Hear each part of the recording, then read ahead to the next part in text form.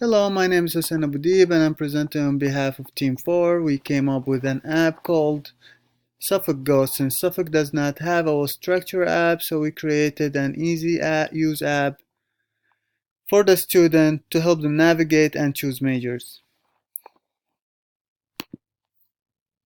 Here you'll see different tabs. First tab called Courses, have different majors. Let's start with Business Major. Here you will see the courses for that major. First course is BLA 214. Here is the introduction and the syllabus in the bottom.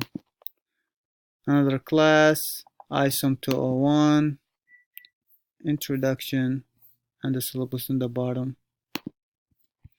Suffolk Community is actually a Suffolk activities where you can actually upload your pictures if you attend any of Suffolk activities.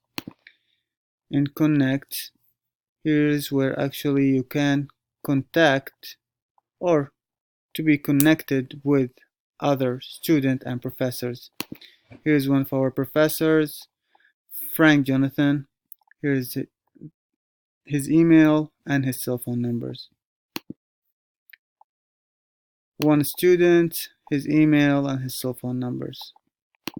And for the document tab, you will see a syllabus and what will take you to pass that class and the assignments.